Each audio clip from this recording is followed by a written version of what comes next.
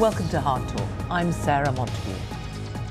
Close to 50 million people around the world are close to famine, a number that is rising because of war and the effects of climate change. It's the job of the World Food Programme to feed them. My guest today, David Beasley, has been running the organisation for the past 6 years, and in that time has more than doubled the money it raises. And yet, as he admits, the numbers starving have only got worse and worse.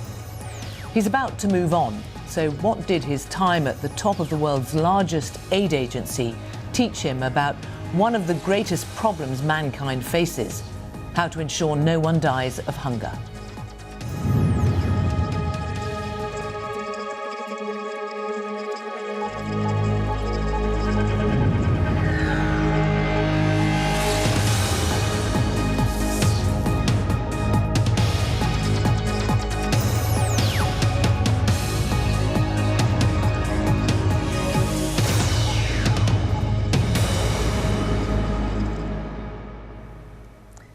David Beasley, welcome to Hard Talk.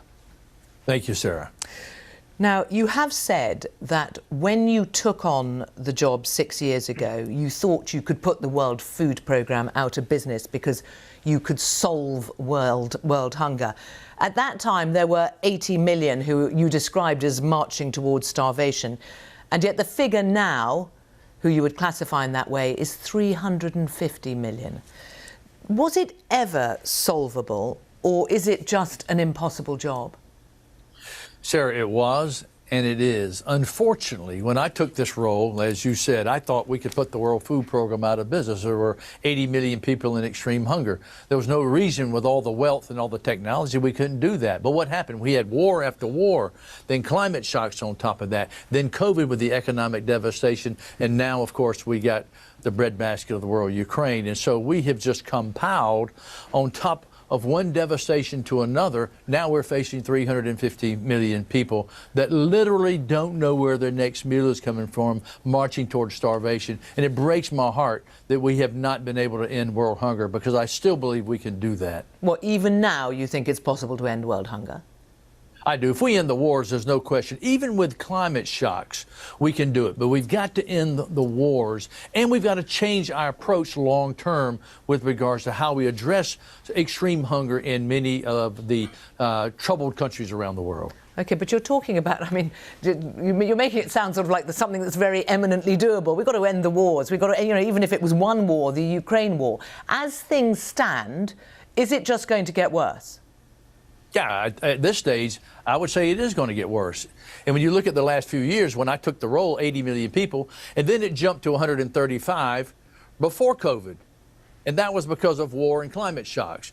Again, COVID comes along and it goes from 135 million to 276 million. That's pre-Ukraine. And the economic devastation from supply chain disruption, et cetera, from COVID, as well as debt. And then the Ukraine war with pricing of food and fuel and inflation and devaluation of the currency. We're now at 345, 350 million people. And so here's what's really to put in context. 200 years ago, when there was only 1.1 billion people on planet Earth, you had about 95% of the people in poverty or extreme poverty around the world.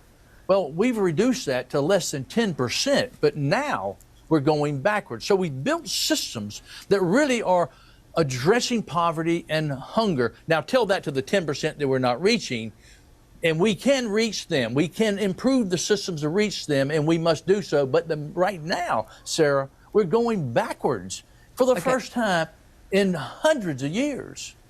OK, well, let's talk about the emergency of the Ukraine war at the moment, because there has been the Black Sea grain deal, which has just been extended by President Putin, and which allows food out of Ukraine. Only for 60 days it's been extended for. Now, that presumably has made a huge difference.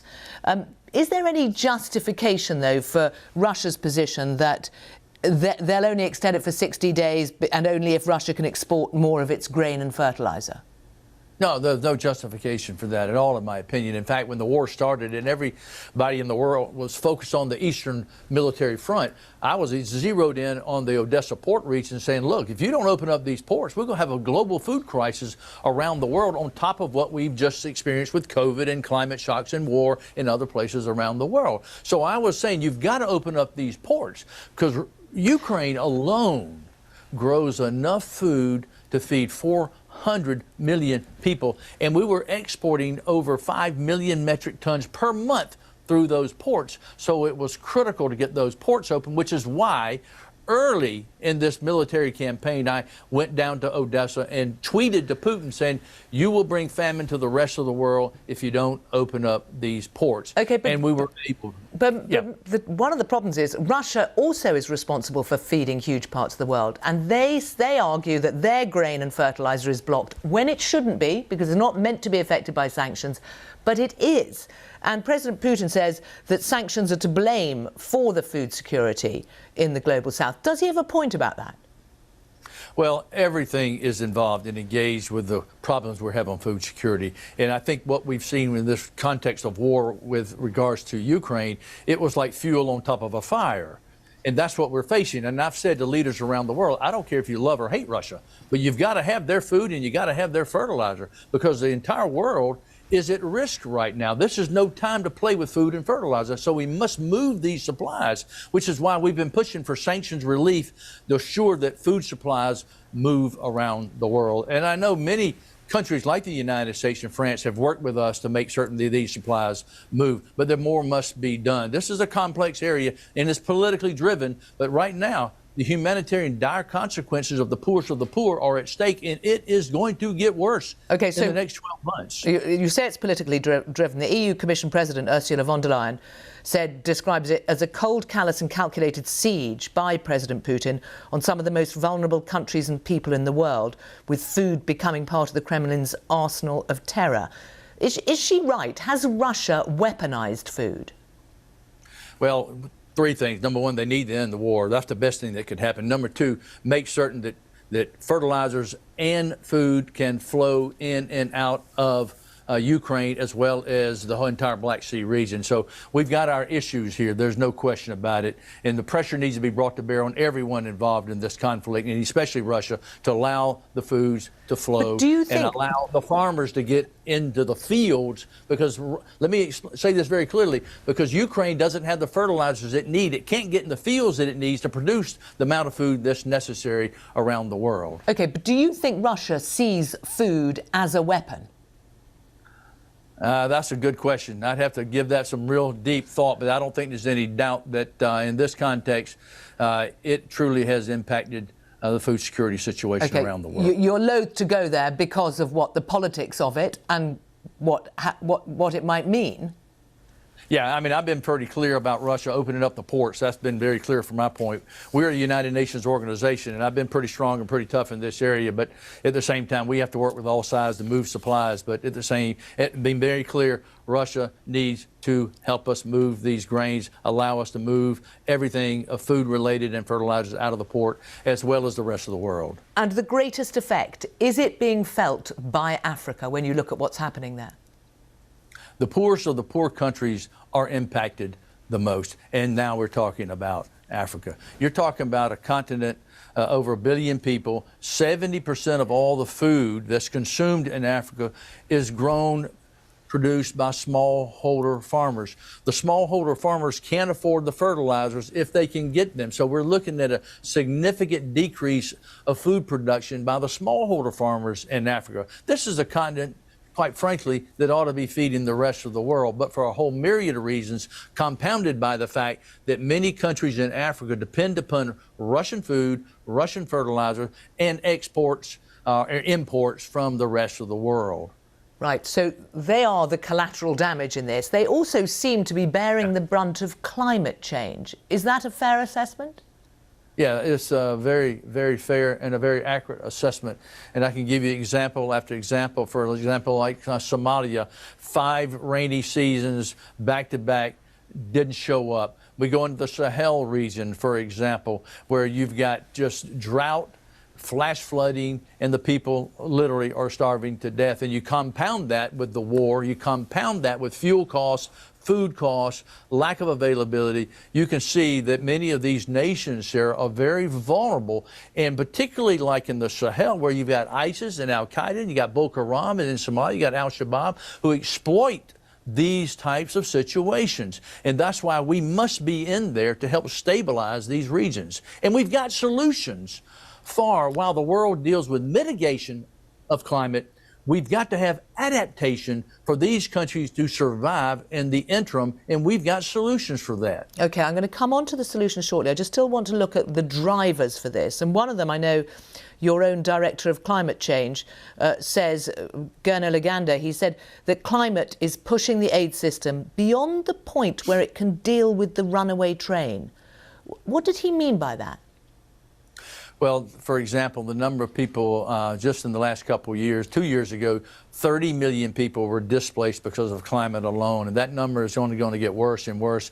When you look, regardless of your views of climate change, what's causing it, and I can assure you what we're seeing are the results of a changing climate, of the number of incidents around the world. We're seeing it firsthand. And let me give you an example in the Sahel, in Niger alone, where historically, if we just come in and provide food, you'll be doing that for another 1,000 years. Charity is not the long-term solution. But when we come in and do resilience programs, putting down water wells, rehabilitating the land and water canals, these types of systems, the amount of aid that's needed drops dramatically. And for example, last year, just in Niger, 80% of the villages that we implemented resilience programs did not need humanitarian support when the Ukraine-Russia shock took place. And that literally was 500,000 people that didn't need aid. Do the math. That's about $30–40 million that we saved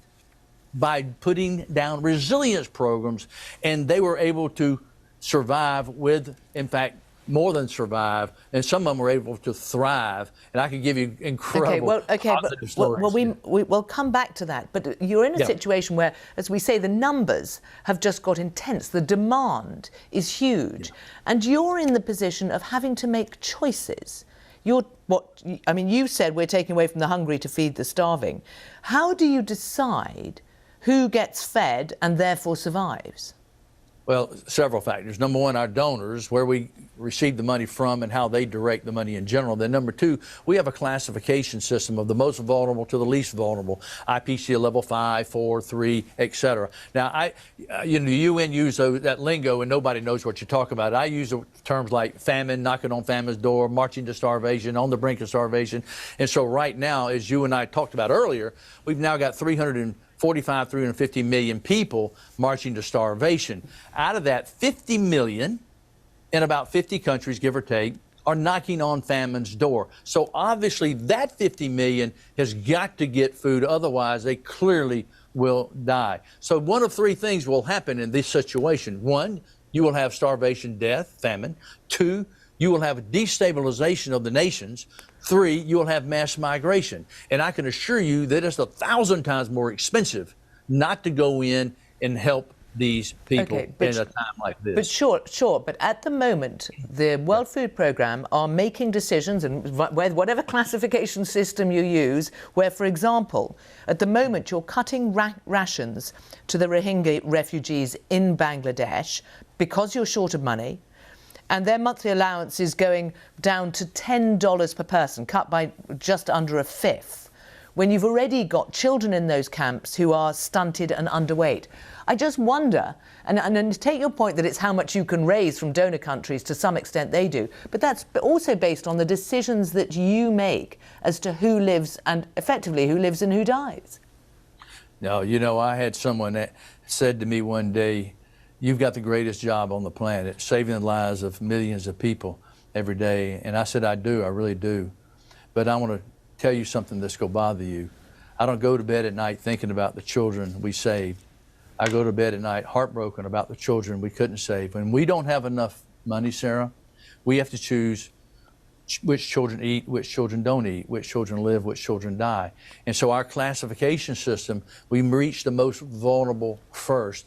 And when we don't have enough money, and you think about the fact there's $400 trillion worth of wealth on planet Earth today, how in the name of God can we be in this situation where we don't have enough food to feed hungry children? And let me add right here, because you were mentioning the Rohingya in Afghanistan right now. We literally just cut 4 million people in IPC level 4. In other words, they're knocking on famine's door, 50% rations. Syria, we're running out of money there. I can go on and on where we're running out of money. Short-term crisis, but we need long-term solutions, which include, of course, ending wars. You've done this for 6 years. Does it weigh heavily on you, those sorts of choices? It does. It really does. It's heartbreaking when I go. And, you know, I think one of the most difficult questions I've ever been asked is that how do you stay positive? And, you know, when you're at the headquarters or at the UN meetings or at capitals, that's not where you get fired up. When you're out there in the field and you see children come from behind the war rubble building, coming out of just misery, and you see the little smile on their face, that's what gives you hope, because that's my little sister, my little brother, and that's what it's all about, and that's what fires you up. You just can't give up on humanity. You can't give up on those little children. They're not numbers. They're children with names. Indeed, but when you're talking about the solutions, I mean, you're obviously, I think it's what, $23 billion you're trying to raise this year, so much more than in previous years. The US Special Envoy for Global Food Security, Carrie Fowler, said, "The ranks of the food insecure are growing faster than our ability to provide humanitarian assistance. We can't get out of this crisis by supplying food aid." I mean, is there a point where you have to say, look, there's no point raising more money to feed starving, we need to do things differently? Well, I think it's two things. You still got to provide support in the immediate interim. There's no doubt about that, because I can assure you, like we saw in Syria and other places, they take Central South America and the United States or the Syrian crisis. And Germany did a very simple study. Failure to address the Syrian refugee crisis early on, you ended up just in Germany with 1 million refugees over a 5-year period, $125 billion. That's 70 euros per day. Whereas we can support a Syrian in Syria for 50 cents per day. And guess what? The Syrian doesn't want to leave home. But if you don't have food, you don't have peace. In South America, a study that showed, for example, children at the U.S. border at a cost of $3,750 a week per child, per shelter, $60 million a week, versus $1 to $2 with resilience programs so that farmers and families can grow their own food versus just handing out food. So short term, we've got to stop the bleeding, because it will cost 1,000 times more. Because I get that question, Sarah. You can imagine, why should I send money, from the United States or Germany down to Chad or Guatemala when I've got education, bridge needs, funding needs? And the answer is, you go pay for, Okay, but you have also said it's critical that pressure be brought to bear on the host nations, that they themselves take ownership of their own issues, almost suggesting that some conditionality be attached to the aid, and that possibly you don't have the flexibility to do that. You've got a myriad of scenarios there, and each country is different, whether it would be a Marshall-style plan for every country, because there should be expectations with regards to countries. Now, one of the things I also add to donor countries is that in many of the places, regardless of the leadership in a nation, at least let's provide food security so that people can take care of themselves and not be so vulnerable to the politics of their nation. And if people can grow their own food, take care of themselves, then they're less vulnerable to the bad leaders, the dictators, et cetera, et cetera. Okay, because African governments back in 2003 promised that they'd spend 10% of their budgets on agriculture and rural development. There's actually only 2 countries that have met that target 20 years on. You don't feel that it's necessary to have some sort of conditions put on the host nations? Because that's what you seem to be implying previously. Well, yeah, and what I've done meeting with leaders, and when you've got limited amount of money, is that with a donor nation, when you've got limited dollars like we do right now, which countries can you be the most strategic and most effective with your aid?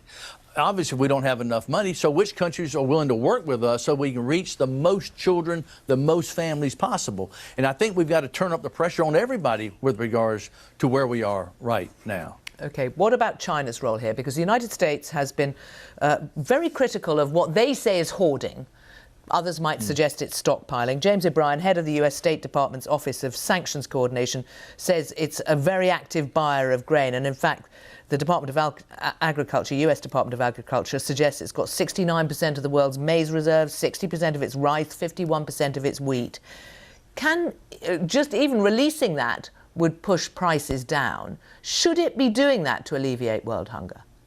Yeah, I think China holds somewhere between 50 and 60%, I know, of the world's wheat and grain. United States, for example, holds about 6%. And with the world food crisis we're facing right now, particularly with the poorest of the poor not able to afford the food at the pricing level that it is right now, which is why we thought the Black Sea Grain Initiative was so important to alleviate, commodity pressure to bring the pricing down. And it's still at a 10-year high. So China, in my opinion, needs to be doing more. The three things there, Sarah. Number one, I certainly appreciate what China has done to end a grave amount of hunger in their own country.